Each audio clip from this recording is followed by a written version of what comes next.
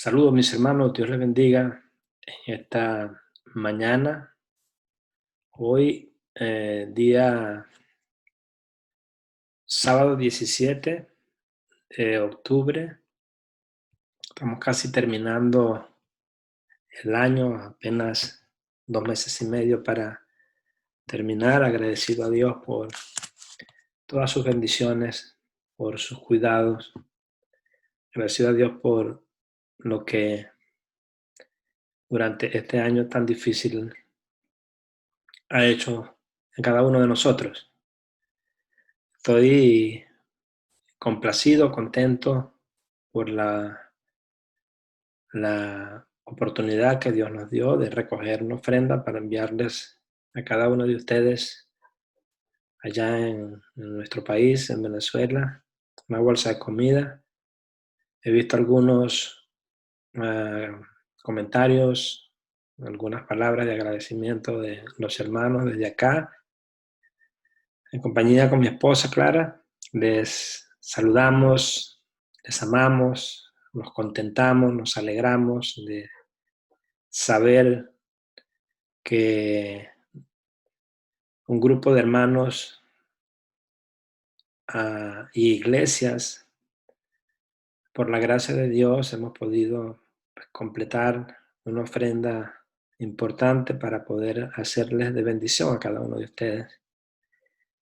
Quiero simplemente pues recordar algunos nombres de hermanos que forman parte de nuestra iglesia y por los motivos que todos conocemos han tenido que mudarse a otros países, especialmente este país, acá en Estados Unidos, están viviendo, y en conjunto con ellos y con ofrenda de otras iglesias hemos hecho posible esta ofrenda que hemos recogido para enviársela, ¿no? Estoy hablando del hermano Mario Figueroa, su familia, Fran Lenny, en compañía de sus hijos, nuestro hermano Reinaldo Sechi con su esposa y su familia, allí también en Carolina del Sur, hermano Luis y Claudien con sus 2 hijos también, hermano Josmar, con Dalili y sus 3 hijos, ambos en Carolina del Norte. También quería recordarle a un gran amigo, Jimmy. Muchos de ustedes le conocen, perteneciente a una iglesia aquí en el estado de Ohio, Ebenezer Baptist Church, un gran amigo, hermano que ha estado muy pendiente también de nuestra iglesia, agradecido a él por una ofrenda que también envió, generosa, nuestra hermana Mari Pizza, viviendo en el sur de la Florida, en el norte, perdón, de la Florida, muy contenta también por todo lo que hemos podido hacer y contento por lo que está sucediendo en Venezuela. Hay un hermano Nicodemo, algunos quizás le conocen, fue misionero en nuestro país y él ha estado también aportando para la obra indígena, sobre todo para los guaraos, porque él estuvo trabajando allí, también dio una ofrenda para ellos. Y por supuesto nosotros hemos estado trabajando fervientemente en todo esto, en búsqueda de hacer, hermanos, la vida un poco más llevadera a cada uno de ustedes allá en Venezuela, ¿no? Doy gracias a Dios también por los que están allá trabajando. En cuanto a la repartición, a los padres de Mario, mi hermano Mario Papá y su esposa Elizabeth, a su hijo Rodrigo, que también ha estado ayudando, a la hermana Lilian Rojas y su esposo, grandes colaboradores en esta oportunidad y en la vez pasada también, hermanos, en lo que es la compra, la logística, el armado de las bolsas y por supuesto en la repartición. También quisiera recordar al hermano Arturo Torres, que ha estado con ellos también, por supuesto, nuestro hermano Leonardo, el pastor encargado con su esposa, hermano Ubaldo, ambos grandes colaboradores también de nuestra iglesia y por supuesto partícipe de lo que ha sido la logística en Venezuela en la repartición de esta bendición, ofrenda para los santos en Puerto Ordaz, ¿no? Hermanos, en verdad nos sentimos muy complacidos, muy contentos. Sigan orando para que el Señor nos siga dando la gracia delante de las iglesias, de tal manera pues que esto lo podamos repetir mientras la crisis sigue en nuestro país. Estamos orando fervientemente para que la iglesia prontamente pues se pueda comenzar a reunir nuevamente, ¿no? Sabemos lo difícil que es estar sin reunirnos, ¿no?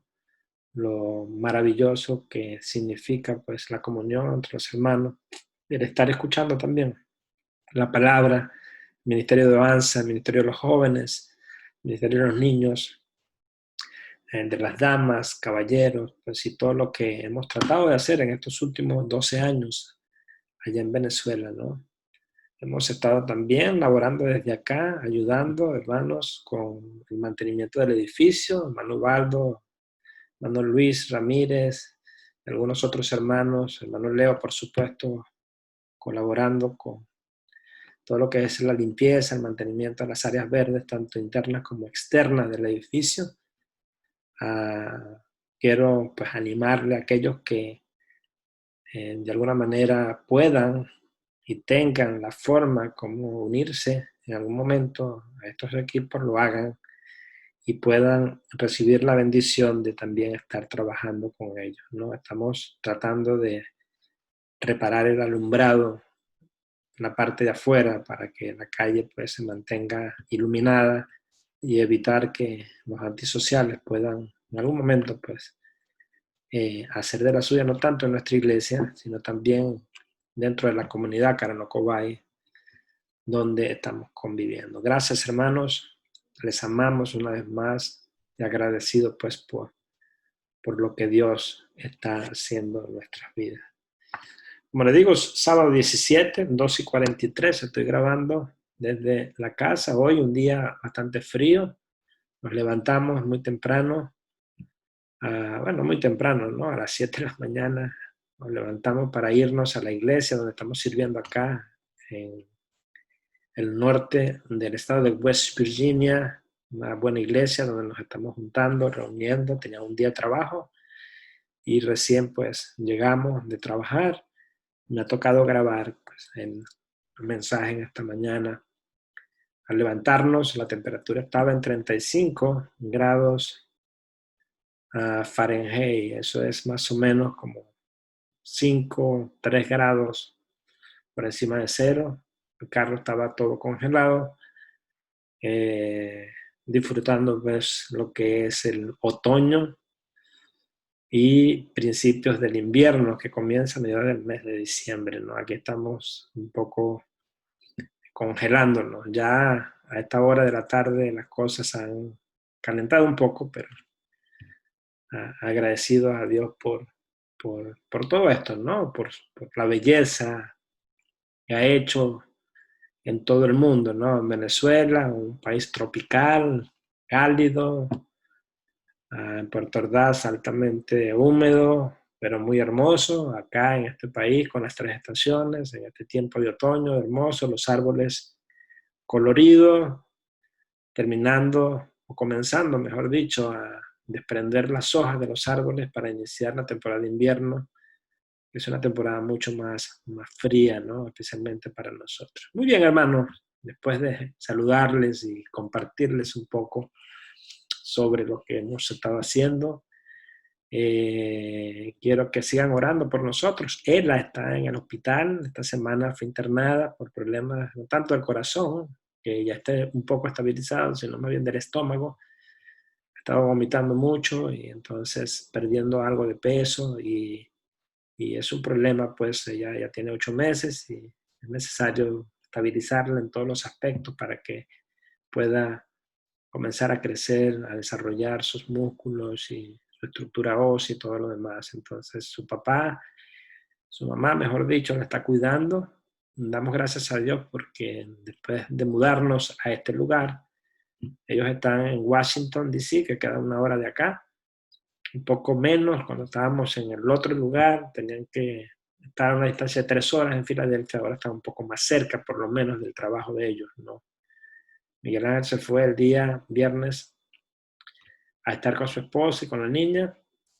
Regresa hoy para trabajar el día de mañana y predicar, y bueno, le estamos esperando. Josías, el más grandecito, cual estamos cuidando. Mientras tanto, viajó para estar con los padres maternos y dejarnos un poco de libertad durante el fin de semana. Y también estamos muy agradecidos a Dios por la oportunidad que nos ha dado en este tiempo de poder estar con nuestros nietos, verlos crecer, verlos comenzar, por lo menos a Josías, a hablar en 2 idiomas. Nosotros hablamos en español, los padres en inglés, y bueno, allí está el muchacho medio confundido, hablando en los 2 idiomas, aprendiendo a comer las 2 comidas, la americana y la nuestra, que es más sabrosa, y bueno, gozándonos pues, de este tipo de mezcla cultural en la que ellos están y en la que nosotros nos podemos gozar. Muy bien, sin más preámbulos, sin más hablar, hermano, cuando son acá, las 2:47, vamos a continuar nuestra serie de mensajes en el libro de Santiago. Maravilloso libro, ¿no? En la tarde de hoy, escuchándolo ustedes el día de mañana, domingo 18, vamos a titular el mensaje La sabiduría de lo alto, ¿no? Santiago, en sus trayectoria dentro de la carta, pues viene hablando de una serie de eventos maravillosos donde él quiere probar la fe del cristiano. Recordemos pues que Santiago está escribiendo a un grupo de cristianos en la dispersión, que Santiago fue el primer libro del Nuevo Testamento, escrito, más o menos en el año 48, 47 después de Cristo. Dentro de los primeros escritos, Santiago fue hermano de Jesucristo, recuerden, pero no creyó sino hasta después de la resurrección, cuando nuestro Señor se le apareció, ¿no? Hay varios Santiagos en la Biblia, pero el que se le atribuye la autoría de la carta es al hermano de Jesús, ¿no? Hay pruebas o evidencias que van a demostrar nuestra fe genuina como creyentes, ¿no? El alardear no tiene validez en la postura que toma Santiago en lo que está escribiendo. Nuestro hablar será más bien probado por nuestro andar. Santiago comienza en el capítulo 1, recuerden, hablando acerca del sufrimiento, de las pruebas, de las dificultades en la vida cristiana y cómo nosotros como cristianos la encaramos, ¿no? Eso prueba que verdaderamente entendemos, somos cristianos y que damos testimonio de que las pruebas vienen de Dios, que nos hacen fuertes, y la forma, la manera como nosotros la encaramos, pues va a demostrar que realmente nosotros somos verdaderamente cristianos. Allí también vimos en el capítulo 1, estuvimos hablando acerca de de la tentación, cómo el cristiano encara la tentación. Más adelante, en el capítulo número 2, hablamos, bueno, allí mismo, en el capítulo 1, versículos 19 al 27, hacedores de la palabra. Un cristiano verdadero se caracteriza por una persona que no solamente conoce la palabra de Dios, sino que más bien actúa y procura, ¿verdad?, obedecer a Dios a través de las acciones las obras que hacen, ¿no? Capítulo 2 vimos la amonestación contra la parcialidad, otra de las grandes evidencias en la vida cristiana. Un cristiano, al igual como lo enseñó nuestro Señor Jesucristo y el carácter de Dios, es aquel que demuestra imparcialidad en la forma en cómo trata a las personas. Ok, la fe sin obra es muerta. Básicamente el centro de lo que enseña Santiago, ¿no? Yo puedo decir que tengo fe, pero si mis obras como tal no lo demuestran, de nada vale, es muerta, ¿no? Y en este pasaje, capítulo 2, versículo 14 hasta el 26, es básicamente el centro, ¿no? Lo que ha traído algunas contradicciones en la carta, ¿no? Recordamos a Martín Lutero, que no le gustaba mucho la carta de Santiago, porque pensaba que de alguna manera contrastaba con el libro de Romanos, ¿no? En cuanto a la justificación por fe. La Biblia enseña que somos justificados por fe y de hecho somos hechos justos. Dios nos ve justos porque cuando nosotros depositamos nuestra fe en la persona de Cristo, ¿verdad? Su justicia es imputada, colocada en nosotros. Y cuando Dios ve a cada uno de nosotros que hemos recibido a Cristo, Él realmente está viendo es la justicia de Cristo que está imputada en nosotros. Recuerden, eso nos debe mover a pensar en la doctrina de la unión con Cristo que aparece descrita y explicada en el libro de Romanos, la unión con Cristo, el bautismo del Espíritu Santo. Somos inmersos en el cuerpo de Cristo, somos bautizados en la familia de Cristo cuando creemos, ¿no? De tal manera que si nosotros realmente tenemos fe y no lo mostramos a través de las obras, entonces realmente debemos sentir una gran preocupación en nuestras vidas. Esto significa, hermanos, que en la vida cristiana es una vida que debe mostrar obras. No porque las obras nos salven, como enseña la Iglesia Católica, como enseñan los testigos de Jehová, como enseñan los mormones, no. La Biblia es muy clara, Efesios capítulo 2, versículos 8 y 9 dice, porque por gracia sois salvos por medio de la fe. Y esto no de vosotros, pues es don de Dios, no por obra, dice, para que nadie se gloríe, ¿verdad? Pero más adelante dice que las obras, que fuimos hechos criaturas de Dios para que a través de sus obras nosotros mostráramos que verdaderamente nosotros somos hijos de Dios. En tal sentido, pues las obras son la evidencia de que en verdad hemos creído. Si somos nuevas criaturas, como dice 2 Corintios capítulo 5, verso 17, de modo que si alguno está en Cristo, nueva criatura es. Si usted era una vieja criatura antes de recibir a Cristo y hacía las cosas de una manera y tenía una forma de hablar como la gente del mundo y operaba como la gente del mundo y se comportaba como la gente del mundo y trataba a los vecinos, a los compañeros de trabajo como la gente del mundo y vestía como la gente del mundo y todo como la gente del mundo. Y ahora dice que ha recibido a Cristo, pero sigue con los mismos parámetros, las mismas cualidades, entonces eso significa que usted en verdad no ha nacido de nuevo. ¿Recuerdan la historia de Nicodemo en el libro de Juan, capítulo 3?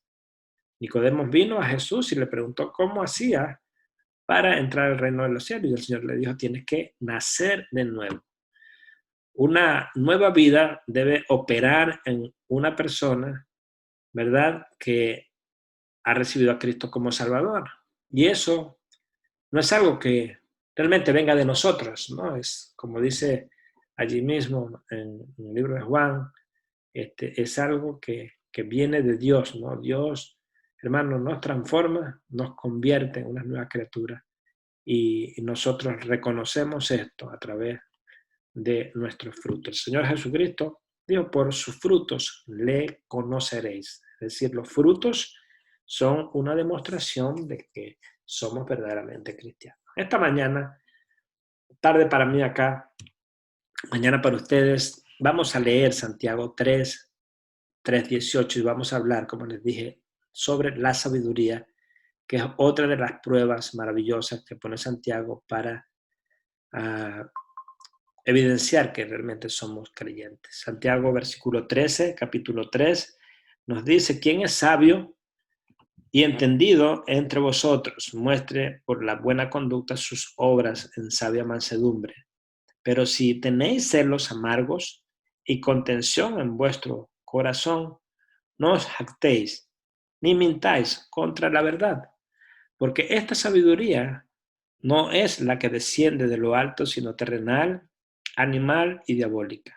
Porque donde hay celos y contención, allí hay perturbación y toda obra perversa. Pero la sabiduría que es de lo alto es primeramente pura, después pacífica, amable, benigna, llena de misericordia y buenos frutos, sin incertidumbre ni hipocresía. Y el fruto de justicia se siembra en paz para aquellos que hacen la paz. Oremos al Señor. Padre, bendícenos en esta tarde, mañana. Oh Dios, guíanos a través de tu palabra. Oh Dios, habla a cada uno de nuestros corazones. Haznos a cada uno de nosotros, oh Dios, hacedores de tu palabra y no oidores olvidadizos, Señor. Ayúdanos a entender lo que, oh Dios, Santiago plantea en su carta a través de la persona del Espíritu Santo que mora en nuestras vidas, Señor. Si hay alguien que está escuchando esta predicación y no te ha conocido como Salvador personal, o tiene duda porque realmente ha estado asistiendo a una iglesia, pero sus obras realmente demuestran otra cosa, o su vida personal, interna, no refleja lo que es una nueva criatura, yo te pido en esta mañana, oh Dios, que tú puedas operar en su vida y que puedas ofrecerle la salvación que solamente tú puedes hacer, Señor.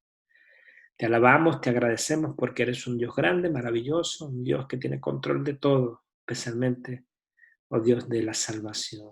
Te agradecemos porque, oh Dios, te hemos conocido y estás en medio de nosotros. Y te pedimos una vez más que me uses en esta predicación, oh Dios, para hacer de bendición a aquellos que están escuchando tu palabra. Oh Dios, gracias por todo. Lo pedimos en Cristo Jesús. Amén. Muy bien, la sabiduría de lo alto. El primer punto que vamos a tener en nuestro bosquejo en esta mañana es: las obras son pruebas de nuestra sabiduría. Las obras son pruebas o prueban nuestra sabiduría. Santiago 3:13, volviendo allí al texto: ¿quién es sabio y entendido entre vosotros? Una pregunta, una interrogante retórica. Muestre, dice Santiago, por la buena conducta, sus obras en sabia mansedumbre. Entonces, como lo ha venido haciendo, Santiago introduce el tema con una pregunta retórica. Esto lo ha hecho en varias oportunidades, la forma como él opera, escribe, ¿no? ¿Quién es sabio? Es la pregunta que él se hace. Y entendido entre vosotros. Y no es que Santiago, queridos hermanos, esté buscando al sabio y entendido, está más bien afirmando que si alguien es sabio y entendido en medio de su audiencia, esa persona mostrará entonces su sabiduría mediante una vida recta y mediante su mansedumbre, es decir, su comportamiento. Noten lo que dice. Entonces muestre por la buena conducta sus obras en sabia mansedumbre. La palabra sabio que encontramos allí en el versículo 13 es la palabra sophos en griego, que usted puede conseguir en el diccionario de palabras en griego, con la palabra 4680, indica a alguien experto, conocedor, alguien que ha cultivado, que ha aprendido verdaderamente, sabio en las cosas del diario vivir, una persona que opera en cómo se vive, ¿no? No tanto en el aspecto del conocimiento, ¿no? Sino más bien cómo aplica ese conocimiento a la vida diaria, ¿no? Entendido es la palabra epistemón, que indica a alguien inteligente, lleno de experiencia, que tiene el conocimiento de un experto. La unión entonces entre sabio y entendido viene de la Septuaginta, versión griega del Antiguo Testamento, que evidentemente Santiago conocía muy de cerca, ¿no? En otras palabras, para Santiago el sabio, queridos hermanos, no es el saberlo todo, que siempre tiene una respuesta preparada de antemano para cada pregunta, o aquel que quizás se ha memorizado la escritura de tapa a tapa, aquel piensa que ha leído muchos libros y que conoce de teología profunda, de historia de la iglesia y todo lo demás, ¿no? El sabio es más bien aquel que ha comprendido la naturaleza y el propósito del saber. Una persona que verdaderamente sabe para qué sabe, sabe lo que sabe y fundamentalmente aquella persona que sabe lo que ignora. El entendido, esa persona sabia de la misma manera, no es aquel que tiene la capacidad de comprender todas las cosas, sino más bien aquel que comprende la naturaleza y el propósito de esas cosas y que juntamente por eso tiene la capacidad de enseñarlas a otras personas. La conclusión entonces de Santiago es clara. Si hay alguien así, se mostrará entonces a través de una correcta forma de encarar la vida con su sabiduría humilde a través de sus acciones y con un carácter que se pone de manifiesto a través de la mansedumbre, ¿no? La palabra mansedumbre allá o el carácter o esa descripción del carácter de una persona mansa es aquella serenidad de espíritu pacífica y humilde en virtud de la cual el hombre no se deja arrebatar fácilmente de la cólera con motivo de las faltas o el enojo de los demás. Vale la pena que recordemos un poco, hermanos, las enseñanzas de la palabra de Dios con relación a lo que es la sabiduría. Proverbios 1:7, muchos de ustedes lo deben haber memorizado. Dice, el principio de la sabiduría es el temor de Jehová. El principio de la sabiduría es el temor de Jehová. Y aquí la palabra temor tiene que ver con reverencia, cuando el temor, ¿verdad?, es usado más o menos como de 4 formas distintas en cuanto a la sabiduría en el proverbio que hemos leído. Tiene que ver pues con esto, ¿no? Con aquella aprehensión del mal que normalmente conduce a la huida o la lucha, aquel asombro y aquella reverencia sentida en la presencia de una autoridad superior. En este caso nos estamos refiriendo específicamente pues a Dios, ¿no? El temor comienza con el conocimiento que tengamos de Dios y por eso es tan importante y es nuestro deseo, hermanos, que usted conozca a Dios, ¿no? El evangelio que nosotros predicamos en nuestra iglesia Vida en Cristo es un evangelio personal. Es un evangelio, hermanos, no de venir a la iglesia cada domingo simplemente pues a escuchar y a seguir viviendo nuestras vidas a la ligera.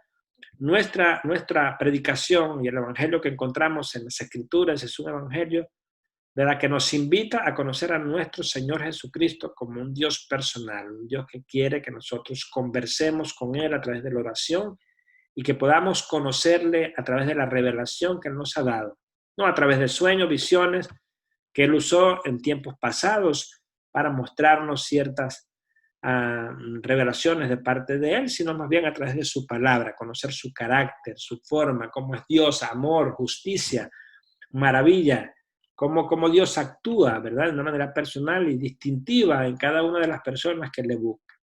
De tal manera, pues, que es bien importante que nosotros le conozcamos para que a través de ese conocimiento nosotros podamos hacernos sabios, a través del temor que podamos recibir o ser infundido por su persona como tal. Maravilloso esto. El temor, entonces, comienza por allí, por el conocimiento que tengamos de Él. Y si usted no conoce a Dios, usted no puede temerle.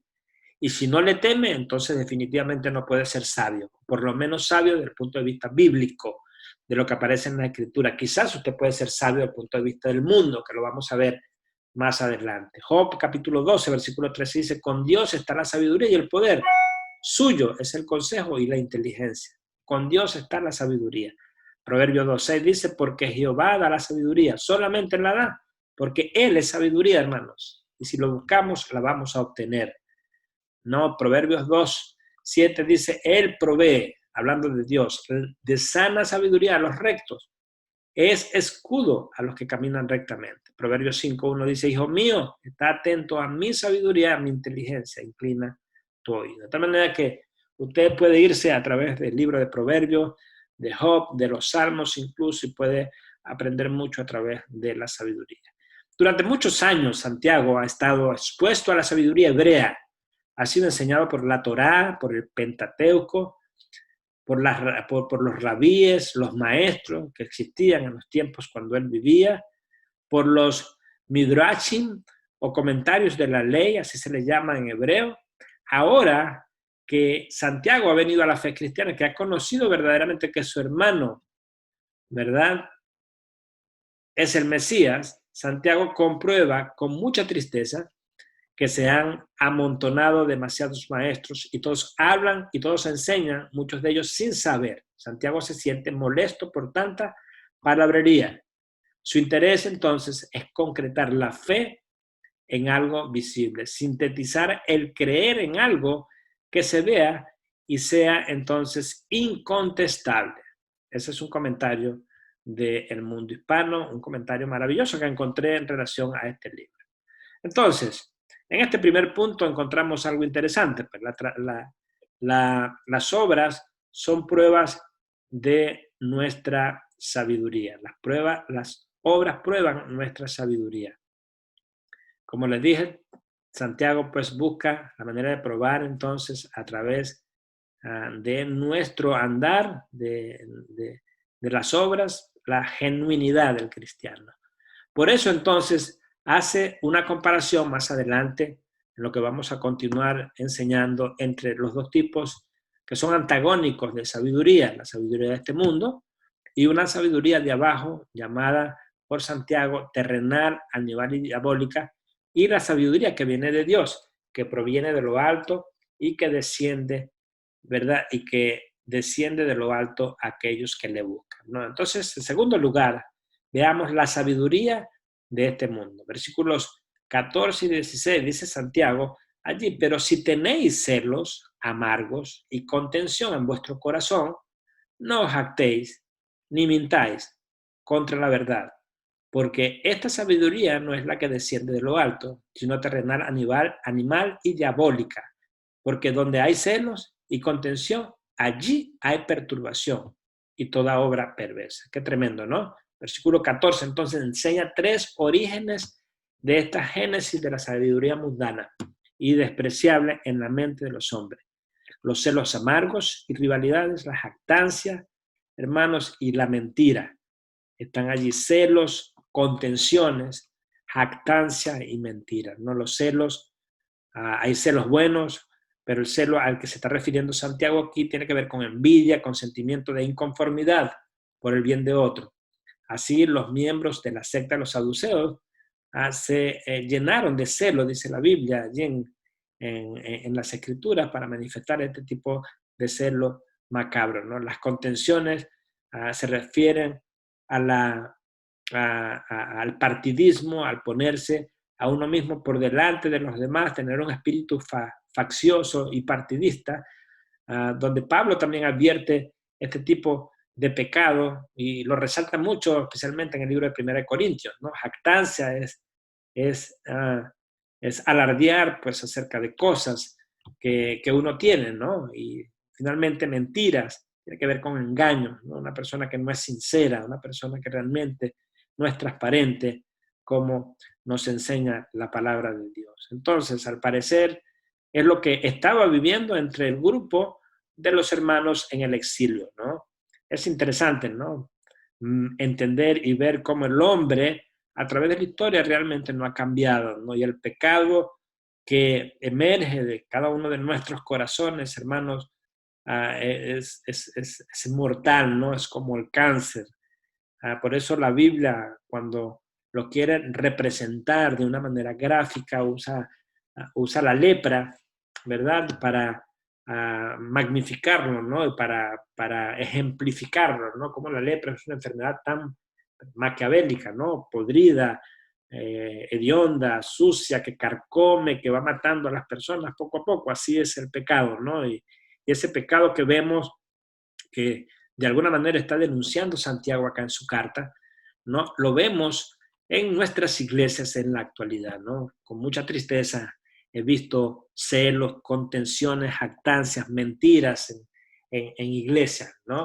No estoy hablando específicamente de la iglesia Vida en Cristo, aunque evidentemente pues hay corazones dentro de nuestra iglesia que en algunos momentos los celos se han apoderado, las contenciones, es decir, las contiendas también, las jactancias y las mentiras.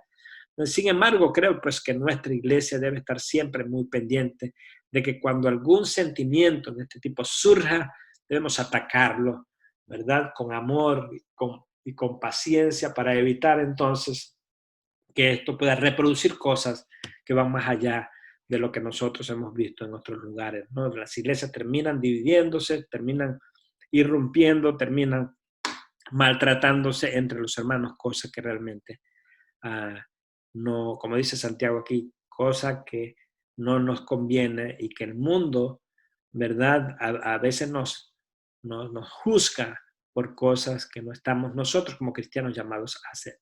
Entonces, al parecer, es lo que estaba viviendo entre el grupo de hermanos y por eso Santiago lo menciona. Para que no queden dudas, Santiago describe esta sabiduría con 3 palabras, ¿no? Y palabras bastante fuertes, ¿no? La llama animal, terrenal y diabólica. Terrenal, mejor dicho, animal y diabólica. Es imposible no identificar aquí 3 pasos descendentes en las escrituras de esta sabiduría, dice un comentario, que no proviene de lo alto, ¿no? Veamos que la reconoce como una sabiduría, como esta sabiduría, en clara oposición con la sabiduría que viene de lo alto y como despojándola de todo sentido de verdadera sabiduría. Si es sabiduría, implica Santiago, es una sabiduría entonces falsa. Esta sabiduría es primeramente, dice, terrenal, que existe sobre la tierra, quiere decir con limitaciones terrenales, ¿verdad? Es el concepto que maneja hoy el mundo en cuanto a la sabiduría, ¿no? Esta evidentemente contrasta con la divina. Si usted va, ¿no? Y se mete en una oficina, ¿no? O simplemente en la comunidad y va a una reunión del condominio o va a un club social donde intervienen puras personas mundanas, o va a los partidos, se escucha a las personas hablando, usted, hermano, tranquilamente puede darse cuenta cómo es la sabiduría del mundo. Puede asociarla. Me da tristeza, al mismo tiempo a veces me da risa como algunos cristianos llegan a la fe nuevecitos y que son personas estudiadas, quizás profesionales, con maestría y algo así, y entonces al llegar a las iglesias a veces quieren, ¿verdad?, promover este tipo de pensamientos terrenales para hacer cambios, para proponer cambios pues dentro de las iglesias, ¿no? Y cosas que contrastan tremendamente con lo que nosotros entendemos cuál es la sabiduría de lo alto, ¿no?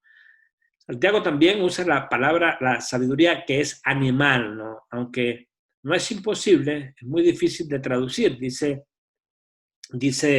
uno de los comentarios que estuve leyendo, ¿no? La palabra animal viene de psúquicos, la palabra proviene de psuque, de la cual derivan las palabras castellanas psique o psicológico, siendo que uno de sus sentidos principales, especialmente en el Antiguo Testamento, es el de notar el hábito de la vida o el principio de toda vida animal. Entonces los traductores de la Reina Valera proponen traducirla de esta manera. Sin embargo, pareciera que no fuera la mejor palabra según este comentarista. En el mismo sentido, entonces lo traduce la Biblia de las Américas también. Es de notar entonces, para beneficio de quienes sostienen esta traducción, que la palabra animal en castellano deriva de ánima o alma en latín. Sin embargo, como esa conexión desgraciadamente se ha perdido, la traducción animal pareciera surgir algo menos que humano, por lo cual no es buena. Otro de los sentidos de psuque es denotar el alma en contraposición al cuerpo, por lo cual podría también traducirse como espiritual o psíquica.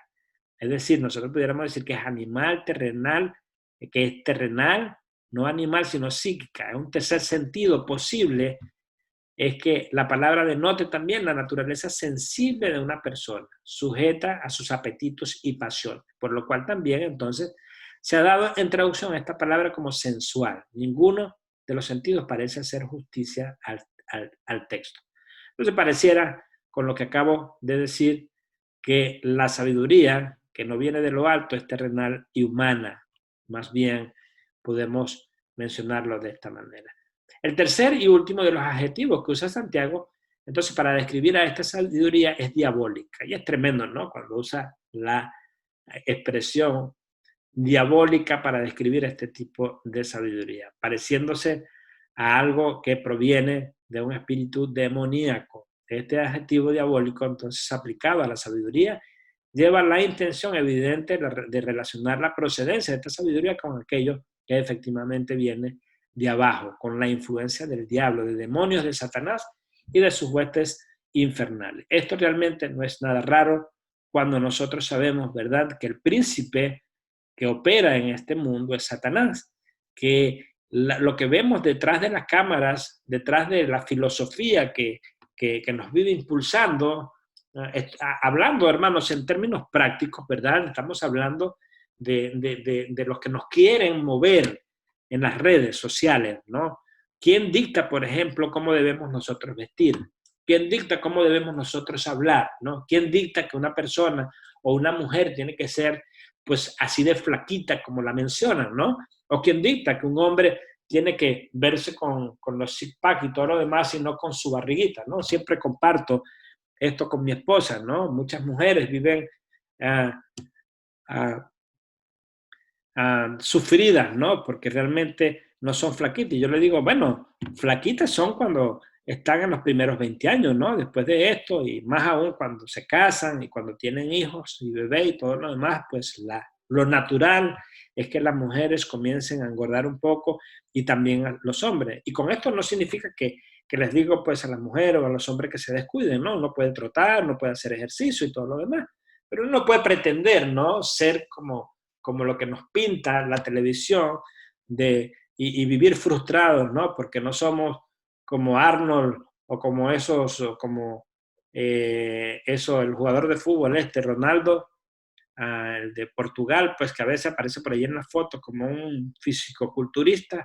No, no, la vida no es así, ¿no? Y la sabiduría de lo alto realmente no nos muestra este tipo de descripción para una persona. Estoy poniendo simplemente un ejemplo, ¿no? Y con esto quiero decir, pues, que lo que nos invade, lo que nos mueve, lo que la televisión nos manda, pues es pura filosofía satánica, diabólica, ¿no? Y no tiene otra palabra. Yo creo que lo que usa acá Santiago para describirla es algo tremendamente válido, ¿verdad? Porque Satanás es el Dios de este mundo y es el que está detrás de todas las cosas que están pasando. Entonces les invito a cada uno de ustedes a cuidar y a ver que realmente, a evaluar, ¿no? Estas cosas que vive la gente, pues tratando de mostrarnos, ¿no? Hoy por hoy, cuando las redes están tan encendidas, ¿no? Vivo mirando también a personas hablando acerca de cómo debemos comer, ¿no? Un poco de personas veganas y vegetarianas, que no estoy en desacuerdo con ellos, ¿no? Pero el Señor, pues, nos dice en su palabra que nosotros, que Él ha hecho, pues, también los animales para nuestro beneficio, y que todo lo que Él ha hecho es bueno y bueno en gran manera, ¿no? Nosotros no podemos entonces satanizar nada de eso, ¿no? De hecho, la palabra de Dios dice que esos son falsos maestros los que andan por allí enseñando este tipo de cosas. Entonces, hermanos, cuidado, mucho cuidado y respetando pues también a las personas. Si usted quiere ser vegetariano, séalo, ¿no? Pero no salga por las calles pues a decir que esa es la única verdad y que es lo mejor y impulsando a las personas pues también con este tipo de doctrina. Y son simplemente ejemplos que le estoy dando de cómo se está moviendo el mundo hacia una filosofía que realmente, hacia una sabiduría que es enteramente satánica y diabólica. En el versículo 16, Santiago entonces completa la presentación de esta sabiduría, que no proviene de lo alto, con dos de sus subproductos, el desorden y la perversidad, ¿no? Vean lo que dice allí en el versículo 16, porque donde hay celos y contención, allí hay perturbación y toda obra perversa. Es decir, donde hay este tipo de sabiduría, ¿verdad? Lo que termina, hermanos, resurgiendo, el resultado de lo que surge en una comunidad, en un grupo, en una sociedad donde está siendo infundida o siendo manejada por este tipo de sabiduría es la perturbación y toda obra perversa, lo dice Santiago, ¿no? Entonces, el desorden y las perversidades. Desorden traduce la palabra acatástasia, que significa inestabilidad, algo incontrolable, ¿no? Inconstancia, confusión, conmoción, desorden. Todo esto produce falsa sabiduría de quienes dicen hablar de parte de Dios, pero cuyos pensamientos provienen de su propia mente perversa y aprovechada. Es obvio que este modo de proveer sabiduría a la iglesia producirá entonces un estado de desorden, ¿no? Que traerá como consecuencia toda práctica perversa. Por otra parte, la palabra que traduce perversa allí en este mismo versículo significa algo liviano, ordinario, sin importancia, en un sentido ético, malo, dañino o malvado. También se la puede definir como oposición a lo bueno o en oposición a la verdad, ¿no? Esto es lo que esta sabiduría entonces perversa produce, todo lo que sea opuesto a lo bueno y a la verdad. Con estos resultados, entonces no hay duda de su proveniencia, ¿no? Nefasta. ¿Cómo estar seguro, entonces, hermanos, de la naturaleza terrenal, humana, demoníaca, de tal sabiduría? ¿Cómo estar seguro de ella? ¿Por alguna revelación especial del cielo? ¿La podemos nosotros identificar? La respuesta que nos da Santiago parece provenir de lo opinable, sino de lo visible más bien. Sabemos que esta sabiduría es terrenal, es humana y es demoníaca, porque hemos visto sus obras. Esta sabiduría proviene entonces de los celos amargos, de las contiendas, jactancias, mentiras, y produce finalmente desorden y toda práctica perversa. Y usted lo puede comprobar, ¿no? Iglesias que han sido, ¿verdad?, levantadas, que han sido testigos de que se han levantado con este tipo de sabiduría, hermanos, son iglesias que terminan produciendo desorden y toda práctica de perversidad y terminan siendo divididas. Hace falta más para que podamos determinar entonces la naturaleza de este tipo de sabiduría. Al leer Santiago entonces nos parece descubrir el sistema altamente competitivo en la que nos toca vivir, donde él que quiere subir en la escala social debe pisar a otros, ¿no? Y esto me recuerda cuando yo trabajaba, que tenía 8, 9 personas bajo mi cargo, ¿no? Casi todos ingenieros. Qué tremendo, hermanos. Cómo, hermanos, estas personas que eran estudiadas, ingenieros en su mayoría, algunos con maestrías y todo lo demás, cómo, hermanos, estas personas vivían, ¿no? Y sin ir muy lejos y sin ir para los espacios de trabajo, nosotros podemos ver en algunas iglesias, nuevamente, en algunas familias que se llaman cristianas, sabidurías donde promueven este tipo de pensamiento y terminan tristemente pues con desorden y toda práctica perversa. Entonces, en contraste con este tipo de sabiduría que Santiago nos menciona, una sabiduría que es terrenal, que es animal o natural y diabólica, Santiago entonces contrasta con 7 calificaciones para describir entonces a la verdadera sabiduría. La sabiduría que realmente proviene de Dios, la sabiduría divina, esa sabiduría que es descrita en el Antiguo Testamento, especialmente en los Proverbios y que leímos al principio. La sabiduría que comienza con un temor reverente a ese Dios creador de todas las cosas. La sabiduría divina. Versículos 17 y 18 en sus Biblias dice, pero la sabiduría que es de lo alto es primeramente pura, después, en segundo lugar, pacífica, en tercer lugar, es amable, benigna, en quinto lugar, llena de misericordia y de buenos frutos, en sexto lugar, sin incertidumbre, séptimo, ni hipocresía. Y dice al final, el versículo 18, el resultado, el fruto de justicia se siembra en paz. El resultado de una sabiduría que viene de parte de Dios, hermanos, es la paz para aquellos que entonces la promueven. Qué maravilloso, ¿no? Al igual que Pablo, Santiago entonces desprecia la sabiduría pretenciosa y jactanciosa del mundo, pero revaloriza la sabiduría de Dios, una sabiduría que el mundo no comprende, pero que es la que verdaderamente hace girar el mundo. Esa sabiduría debe ser demostrada, así como la fe debió ser demostrada. Los versículos 18 al capítulo 2, esa demostración de la fe y de la sabiduría se hacen entonces mediante una buena conducta. Ya lo leímos. Las acciones hablan más fuertes que las palabras. Oigan, y la mansedumbre es más fuerte que el orgullo. Por eso entonces la buena conducta debe ir unida a una sabiduría con mansedumbre. Entonces, los calificativos que usa Santiago para describir la sabiduría de lo alto tienen gran vinculación con el fruto del Espíritu que nosotros vemos en el libro de Gálatas. En primer lugar, es pura, es decir, no tiene ningún modo ni forma de contaminación.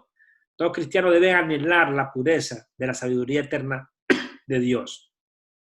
Es pacífica, es un concepto claramente bíblico, significa integridad, sanidad, bienestar, paz y por ende prosperidad, amistad, contentamiento, tranquilidad, relación de pacto, ausencia de guerra y otro derivado. La sabiduría que proviene de Dios es así, hermanos, es pacífica, es íntegra, es sana, es próspera, es amigable, es tranquila.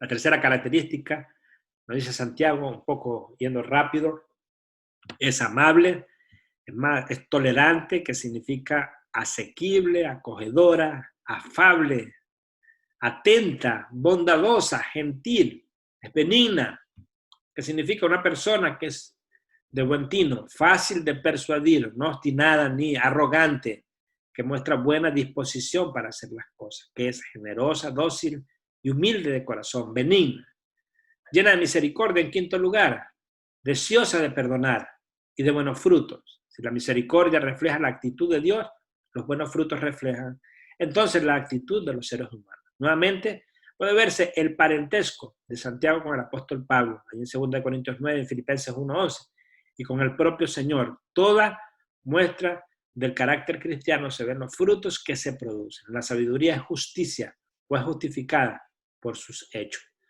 En sexto lugar, es sin incertidumbre, sin parcialidad, sin variación, que no hace distinción entre personas y personas, que da a cada uno lo que le es debido, que nunca se mueve por interés propio, por la gloria del mundo o por el temor de los hombres. Finalmente, sin hipocresía, es decir, es sincera, no fingida, sin fingimiento, sin pretender lo que no se es, actuando siempre bajo su propia manera de ser, sin dos caras, que busca nada más que la gloria de Dios y sin otros medios que los que Dios mismo provee para lograr.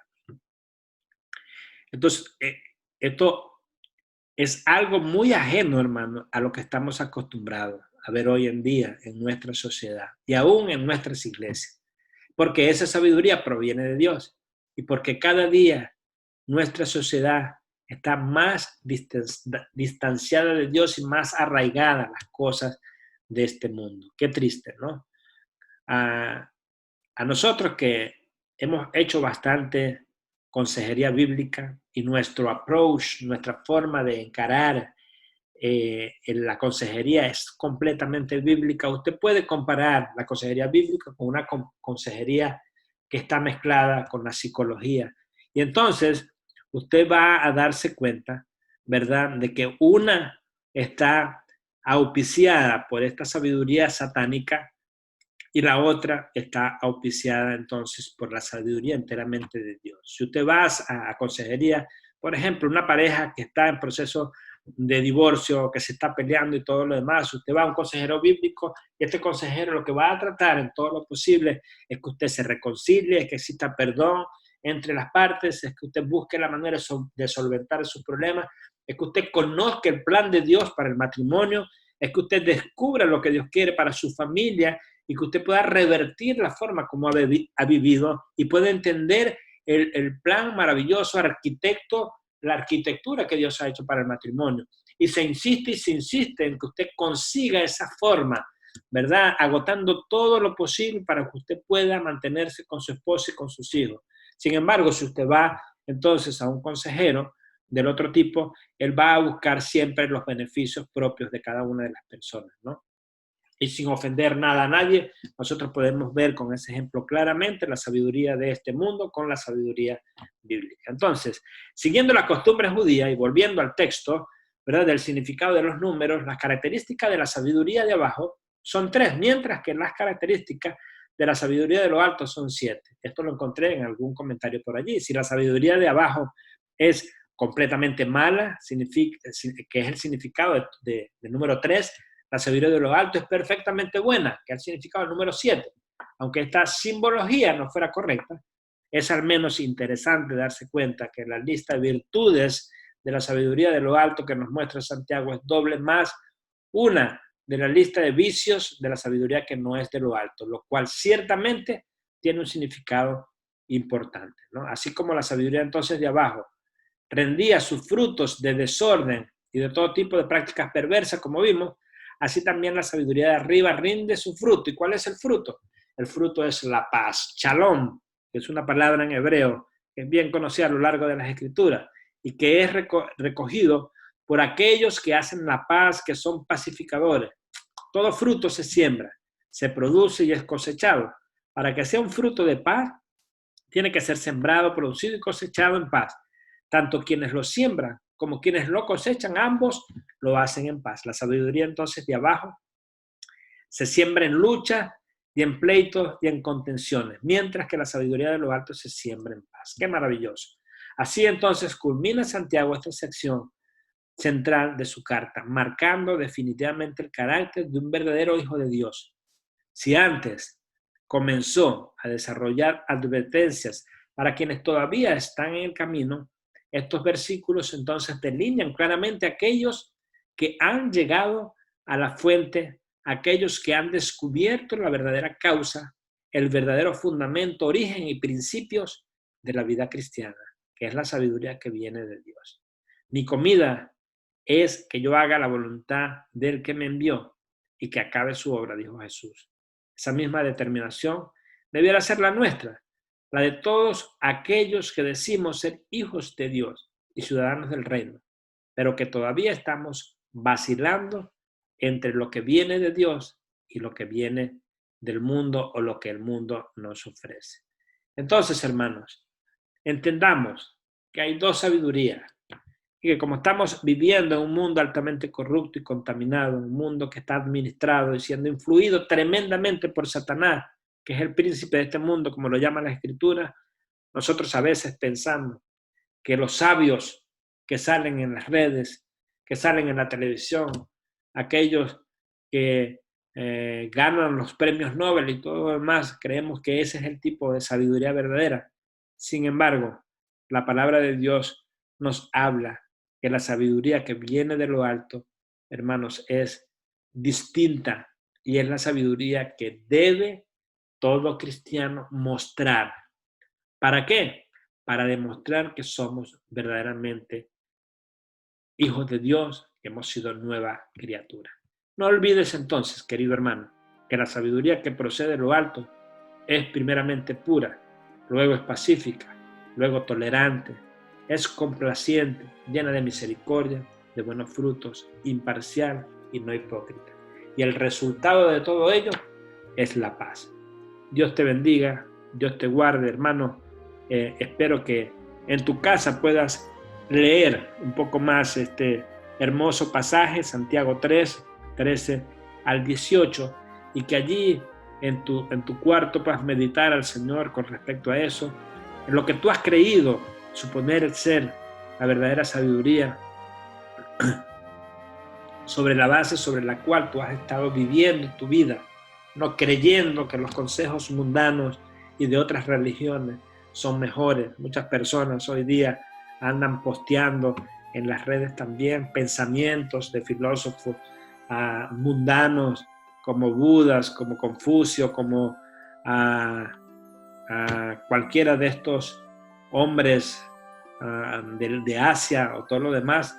Hermanos, la sabiduría más grande la encontramos en las Escrituras porque es la palabra de Dios. Allí es donde debemos nosotros ubicarnos, donde debemos profundizar, donde debemos, ¿verdad?, meditar, donde debemos vivirla, atesorarla en nuestro corazón. Les animo para que nos llenemos, hermanos, de la palabra de Dios y de esta manera nosotros podamos ser controlados, llenos del Espíritu y poder entonces vivir una vida, hermanos, con una sabiduría que proviene de lo alto, para que de esta manera nosotros demos como resultado, ¿verdad?, ese resultado maravilloso que cualquiera quiere y desea en su vida, en su trabajo, donde sea, que es la paz que viene solamente de parte de ese Dios que nos hizo. Que el Señor te bendiga, que el Señor te guarde, y nos vemos, hermanos, en un par de semanas nuevamente para que compartamos una nueva porción de la palabra de Dios. En este caso vamos a hablar de lo que es la amistad que el mundo le ofrece al cristiano y cómo el cristiano debe relacionarse con el mundo. Que el Señor te bendiga y que el Señor te guarde.